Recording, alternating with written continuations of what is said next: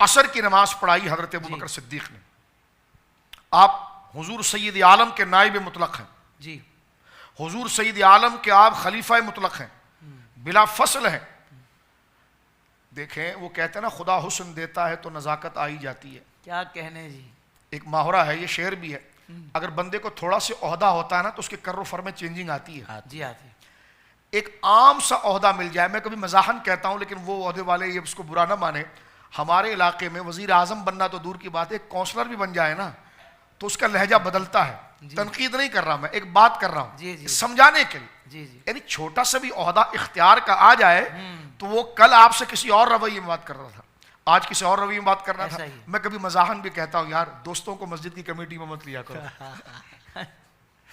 کیونکہ اس عہدے سے بھی اس کا لہجہ بدل جائے. آپ اس کو دیکھتے ہیں بالکل صحیح, ٹھیک ہے نا. لیکن میں سب کو نہیں کہہ رہا, لیکن ایک فکر ہے ایسی, وہ کسی پر وہ تاثیر ڈالتی ہے. ایسا ہی سیدنا صدیق اکبر کس عہدے پر آئے ہیں؟ رسول اللہ کے مصلے پر آئے ہیں. کیا کہنے جی. سبحان بعد الانبیاء سب سے افضل درجے پر آپ آئے ہیں. سبحان اللہ. کوئی الفاظ یعنی انبیاء کے بعد جتنی تعریفیں ہیں اس کے مستحق حضرت ابوبکر صدیق اس درجے پر آپ آئے ہیں. کیا کہنے جی. اس درجے پر آئے ہیں. لیکن عصر کی نماز پڑھ کے نکلتے ہیں, ساتھ میں حضرت مولا مرتضیٰ خود موجود ہے. پھڈے پتہ نہیں کہاں سے آ گئے. اب آپ دیکھیے دروازے سے باہر نکلتے ہیں اور دیکھ رہے ہیں کہ سامنے مولا امام حسن بچوں کے ساتھ مشغول ہیں. جی. حضرت ابوبکر صدیق اس وقت زمینی اعتبار سے 10 لاکھ مربع میل پر ہیں. آپ کی حکومت ہے, رسول اللہ کے جانشین ہیں. عصر کی نماز پڑھائی, دیکھا کہ امام حسن سامنے بچوں کے ساتھ کھیل رہے ہیں. آپ آگے بڑھے اور امام حسن کو اٹھا کر اپنے کندھے پر بٹھا دیا. اللہ سبحان اللہ سبحان اللہ. اور کندھے پر بٹھا کر, اور جب بعد میں اتارا تو چہرے کو چوم کر مولا مرتضیٰ سے کہا علی دیکھ یار تو میرا ہے لیکن یہ تیرا بیٹا لگتا مصطفیٰ کی طرح. اللہ سبحان اللہ. اس کی شباہت جو ہے وہ اللہ کے نبی کی طرح, تیری طرح نہیں. حضرت مولا مرتضیٰ اس پر مسکرا گئے. اب یہ تو حدیث پاک مکمل ہوئی, لیکن میں کہتا ہوں ذرا حال کی کیفیت میں جائیے. کیا کہنا. اس دور تک اپنی فکر کو اٹھا کر لے جائیے. ازل سے لائی ہے, ازل سے لائی ہے ہستی میں آرزو رسول. جی. کہاں کہاں لیے پھرتی ہے جستجو رسول. حضرت بیدم وارسی رضی اللہ عنہ نے جو بات کی اس کے قالب میں ذرا اتر کے آپ دیکھیں, حضرت کندھے پر اٹھانے کے لیے کتنا جھکنا پڑا ہوگا.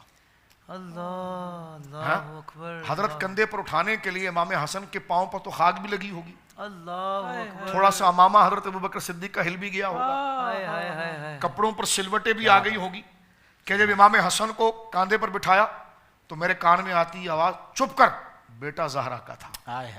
سبحان اللہ. چھپ کر یہ کیا باتیں کر رہا ہے, بیٹا وہ علی کا تھا. میں پوچھتا ہوں کہ پھر میں نے اپنے عالم وجدان میں ایک سوال ذہن میں بنا کر بارگاہ صدیقی میں پیش کرنے کی کوشش کی. حضور اگر حسن اتنے محبوب تھے تو بچوں کے سر پر ہاتھ رکھ کر شفقت کی جاتی ہے, چہرہ سہلا کر شفقت کی جاتی ہے, قریب کر کے پیار کرنے شفقت کی جاتی ہے, سر پر ہاتھ رکھ دیا جاتا ہے تو آواز کان میں آتی ہے. بچوں کے سر پر ہاتھ رکھا جاتا ہے لیکن علی کے بیٹے کو سر پر بٹھایا جاتا ہے. اللہ اکبر کبیرہ. سبحان اللہ سبحان اللہ. یہ فکر ہے حضرت سیدنا صدیق اکبر کی. اور میں ایک بات مزید عرض کروں, میں نے بارگاہ صدیقی میں یہ عرض کرنے کی کوشش کی کہ حضور آپ کے بھی کئی شہزادے ہیں جی, کبھی ایسا لاڑ اپنے بیٹے پر نہیں کیا. اللہ. نہ عبد الرحمن بن ابی بکر کے لیے, میں ایک طالب علم ہوں, کبھی تاریخ میں نے یہ واقعہ نہیں دیکھا کہ حضرت ابوبکر صدیق نے, یہ تو سر عام اٹھا رہے ہیں لوگوں کے سامنے, خلیفۃ الرسول, ان کی پوزیشن دیکھیے اور عشق دیکھیے آپ. سبحان اللہ سبحان اللہ سبحان اللہ. پوزیشن دیکھیے علی اعلان, یہ نہیں کہ بند کمرے میں آ گئے تو جناب کندھے پر اٹھایا اور اپنا عشق پورا کر دیا اور اپنے محبت کا اظہار کیا, بھرے عام سارے بھرے مجمع میں بتایا کہ خون رسول کی قدر کیا ہے. اللہ اکبر.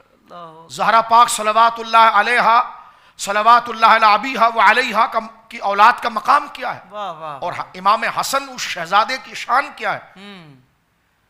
میں نے عرض کی بارگاہ صدیقی میں کہ حضور آپ کے تو 3 شہزادے ہیں, محمد بن ابی بکر بھی آپ کا لاڈلا بیٹا ہے, عبداللہ بن ابی بکر بھی آپ کا لاڈلا بیٹا ہے جی, عبد الرحمن بن ابی بکر بھی آپ کا لاڈلا بیٹا ہے. میں نے دوست سے ایسی پوچھا, یار کبھی میں نے پڑھا نہیں ہے کہ حضرت ابوبکر صدیق نے کبھی اپنے بچوں کو کندھے پر بٹھایا جی. میں نے کہا یار حوالہ ڈھونڈ. وہ 3 دن کے بعد تھک کر مجھ سے کہنے لگا شاہ جی میری جان چھوڑیے, کیا تم میرے پیچھے پڑ گیا. میں نے کہا ڈھونڈو حوالہ. اس نے کہا یار اٹھایا ہوگا، تو میں نے کہا لکھا کہاں گیا؟ کہا کہیں لکھا ہوگا۔ میں نے کہا یہی تو فرق ہے۔ ابو بکر صدیق کے لیے اگر یہ مان بھی لیا جائے جو تاریخ میں ملتا نہیں ہے کہ اپنے بچوں کو کندھوں پر اٹھایا، میں نے کہا مولوی صاحب سنیے میری بات، اپنے بچوں کو کندھے پر اٹھایا تو وہ کہیں لکھا ہوگا، علی کے بیٹے کو اٹھایا تو بخاری میں لکھا گیا، یعنی بالکل کلیئر کر دیا گیا۔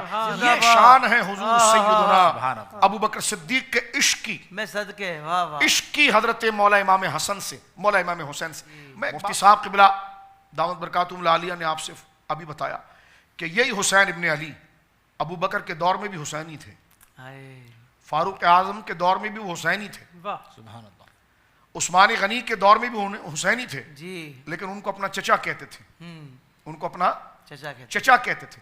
بعد کے لوگوں میں بھی وہ حسینی تھے، توجہ ہے، لیکن یزید سے وہ بھڑ گئے۔ ان کی دوستی اور ان کی دشمنی نے بتا دیا کہ حق پر کون تھا اور نہ حق پر کیا۔ اللہ اکبر، اللہ اکبر، وہاں بھی حسینی ہیں یہاں بھی حسینی ہیں۔ ابھی تیرے بک بک کی کیا ضرورت ہے بھائی؟